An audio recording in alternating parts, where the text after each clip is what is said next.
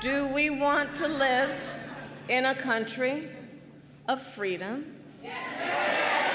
compassion, and rule of law?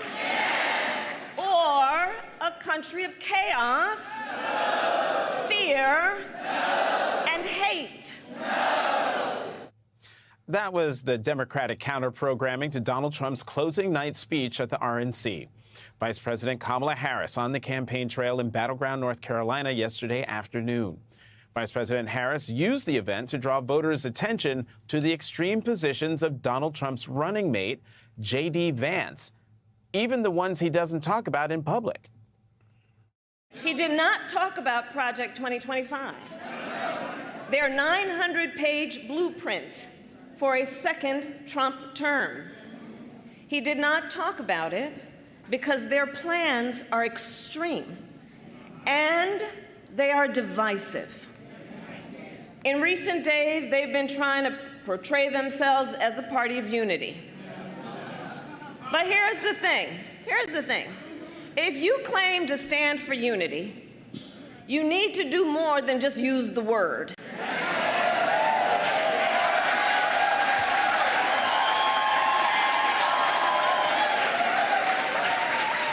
You cannot claim you stand for unity if you are pushing an agenda that deprives whole groups of Americans of basic freedoms, opportunity, and dignity.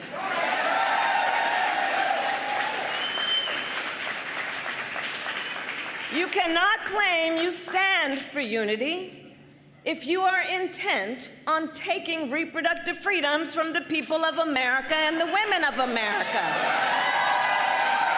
Trying to ban abortion nationwide as they do and restrict access to IVF and contraception as their plan calls for. You cannot claim to be for unity if you try to overturn a free and fair election and threaten to terminate the United States Constitution. And you cannot claim to be for unity when your entire economic agenda is designed to prioritize billionaires and big corporations over the middle class.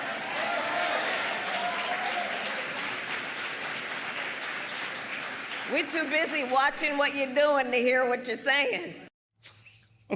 It was her 15th visit to North Carolina since 2020, as one Biden administration official noted, quote, a clear indicator of how bullish we feel about the state in this election. Democrats have only won North Carolina at the presidential level once in the last 40 years.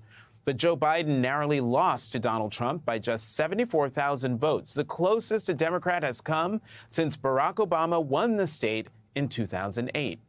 The Biden campaign is on offense in North Carolina. The campaign has invested heavily in North Carolina, staffing more than a dozen offices throughout the state and spending millions in ad buys. Both President Biden and Vice President Harris have visited North Carolina several times this year, staking out an earlier presence than they did during the 2020 campaign. The Washington Post reports, quote, the state's demographics are trending in a positive direction for Democrats, especially with a surge of college-educated voters who often favor Democrats coming into the state.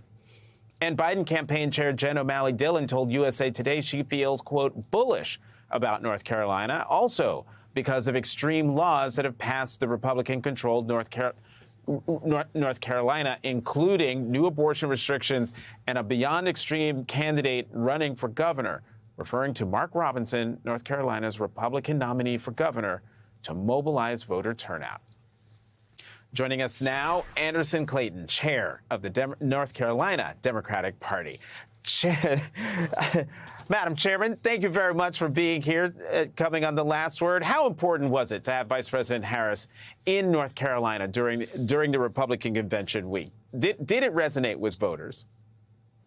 Well, Jonathan, I love to hear you say battleground North Carolina, definitely. And so it just shows, I think, that the importance of North Carolina this year as an expansion state, as a swing state for the national campaign. As you said, 74,000 votes in our state is 42 votes per precinct in every county in North Carolina. And so we're taking that energy to the ground across the state and really trying to energize voters in every corner of North Carolina, regardless if you're in the reddest precinct in the state or not. Tell us more about how the Biden-Harris campaign is investing in North Carolina more aggressively this election. Why do you think the state is winnable? Because what we've seen, in 2020 is something that the campaign will readily admit is that they got started a little bit later. And I think that came from an operation that got started in August versus what we've seen this year in 2024, which is an investment that started in April. And even before then on the ground, we had senior advisors listed in North Carolina as early as states as Michigan and Wisconsin did. And I just feel like they have really prioritized North Carolina, and as they should. We should be prioritizing the South in every single capacity this year when it comes to our national party and our national apparatus, because 55% of Black voters live in the South right now. And so, or 55% of Black Americans overall live in the South right now, not just Black voters. And we need to be thinking about how are we engaging our party's base and really energizing people, especially in states like North Carolina that have the most gerrymandered state legislature right now, that has endorsed and really been a proponent of what we've seen with the Trump era policies of a abortion ban almost in our state legislature this last year, and the threat of abortion rights being taken away across the South in general right now. Now, speaking of black voters, the Republican nominee is the current lieutenant governor. He's African American. His name escapes me right now, but it seems to me the Biden-Harris campaign was up and running in North Carolina before he became the Republican nominee for governor.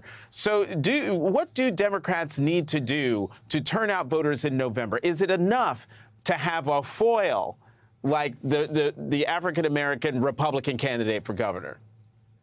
No, because Mark Robinson has been spreading lies across North Carolina. Thank you.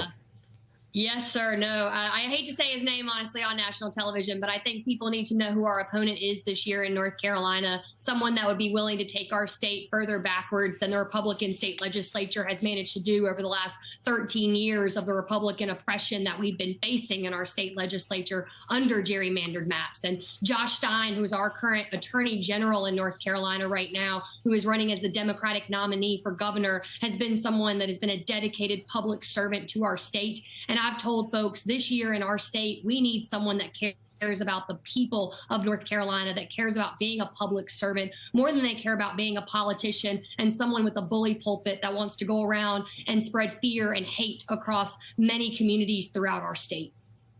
Well, as a proud ancestor of Northampton County, North Carolina, Anderson Clayton, chair of the North Carolina Democratic Party, thank you very much for coming to The Last Word. Thank you.